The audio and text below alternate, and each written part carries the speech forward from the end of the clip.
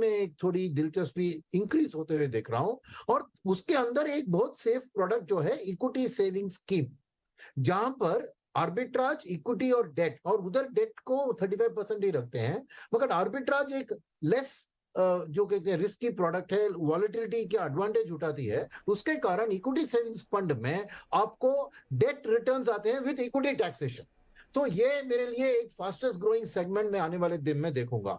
तो overall market के लिए ये चीज आप देखेंगे, थोड़ा बहुत इक्विटी में एलोकेशन, थोड़ा हाइब्रिड में एलोकेशन, उसके कारण मार्केट में थोड़ा बाइंग। तो एक्चुअली मेरे लिए ये इक्विटी मार्केट के लिए थोड़ी पॉजिटिव है, डेट मार्केट के लिए नेगेटिव है, मगर इक्विटी मार्केट के लिए नहीं। लेकिन तो देखिए ओवरऑल तो ये एक समस्या ये पैदा करेगी, क्योंकि बहुत बड़ा एक मार्केट जो आप डेट का डेवलप करना चाहते थे, वहाँ अब आपने एक ऐसा पेज फंसा दिया जिससे बड़ी दिक्कत होगी। संजय जी मुझे ये बताइए, क्या ये मैं इजीली समझ सकता हूँ कि इसके पीछे क्या लॉजिक रहा होगा? ज़्यादा टैक्स वसूली, सिंप्लीफिकेशन, ये क्या मकसद क्या है इसका? ये क्यों किया गया कि इंडेक्सेशन आपने खत्म कर दिया? क्योंकि बहुत बड़ी संख्या में लोग आते थे इस तरीके के प्रोडक्ट में पैसा लगाने के लिए।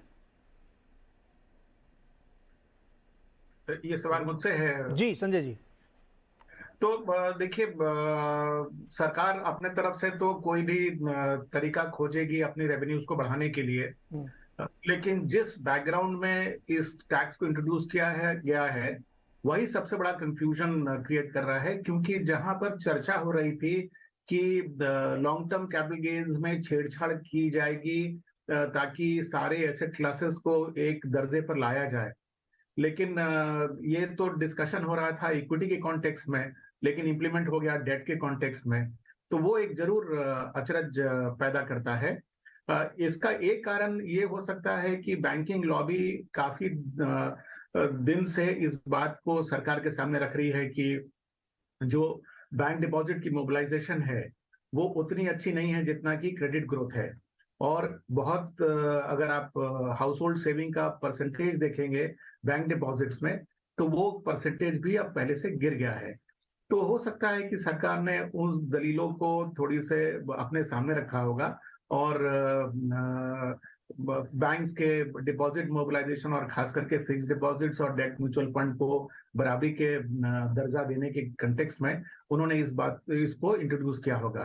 क्योंकि मैं आपको ये बताऊं कि आज जो लोग सर्विस से रिटायर कर रहे हैं, आप देखेंगे कि अब वो पहले से ज्यादा पैसा फिक्स डिपॉजिट में लगाने के बदले डेट म्यूचुअल फंड में लगाना पसंद करते थे, क्योंकि 3 साल के बाद जो उनको इंडेक्सेशन की बेनिफिट मिलती थी और उस इंडेक्सेशन के कारण पोस्ट टैक्स रिटर्न जो उनको एफडी से मिलता था और जो उनको इंडेक्सेशन के बाद जो टैक्सेशन के बाद जो रिटर्न डेट म्यूचुअल फंड में मिलता था, वो दोनों में काफी ज्यादा डिफरेंस था।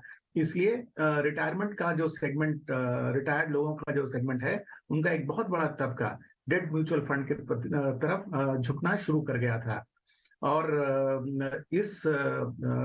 इसमें एक चीज और भी हम लोगों को अपने सामने रखना है कि देखिए फिक्स डिपॉजिट में क्या होता है कि अगर बैंक कोलैप्स ना करे, और जो इंडिया के केस में थ्योरेटिकल कॉन्सेप्ट है, आज तक किसी अच्छे बैंक का कोलैप्स हम लोगों ने सुना नहीं है। जो भी कोलैप्स हुआ है वो कोऑपरेटिव बैंक सेक्टर के बैंक्स में हुआ है। तो फिक्स डिपॉजिट समझिए कि बिल्कुल एक सॉवरेन गारंटी की तरह है, जो प्रिंसिपल और रिटर्न दोनों।